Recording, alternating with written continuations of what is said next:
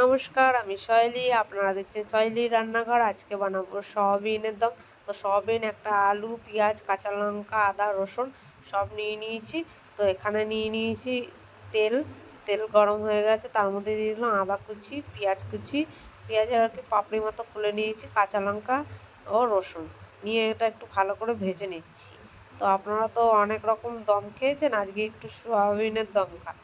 তো সয়াবিন বড়ির দম বানাবো, তার জন্য মশলাগুলো আমার ভাজা হয়ে গেছে। তো তুলে নিলাম, দিয়ে এবার ওই তেলেই সয়াবিনটা দিয়ে নুন হলুদ দিয়ে ভালো করে ভেজে নিচ্ছি।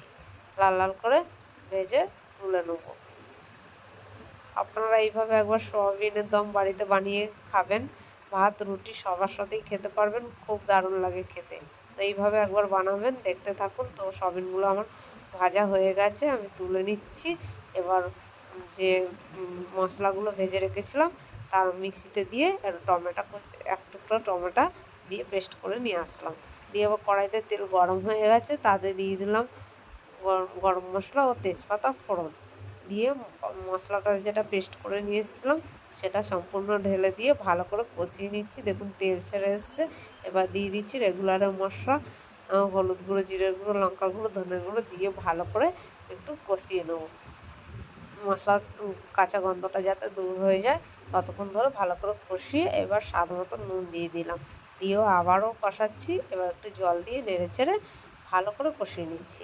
এবার ভেজে রাখা সয়াবিন বড়িগুলো দিয়ে দিচ্ছি, দিয়ে ভালো করে একটু কষিয়ে নেবো সুন্দর করে। এবারে আমি একটা আলু নিয়েছিলাম সেদ্ধ করা, ওটা একটু হাতের সাহায্যে ম্যাশ করে নিয়েছি। আলুটা দিয়ে দিলাম, দিয়ে একটু নেড়ে ছেড়ে সুন্দর করে কষিয়ে পরিমাণ মতো জল দিয়ে দিচ্ছি। আপনারাও এইভাবে বানাবেন, দেখবেন খুব ভালো হয় খেতে। তো দিয়ে দিলাম জল। আবার ভালো করে স্বাদ মতো জল দিয়ে, পরিমাণ মতো জল দিয়ে এবার সামান্য একটু নুন দিয়ে ঢেকে রাখছি। যেহেতু আগে নুন দিয়েছিলাম তাই কম দিলাম। ঢাকনা খুলে দেখুন এবার হয়ে এসছে প্রায়।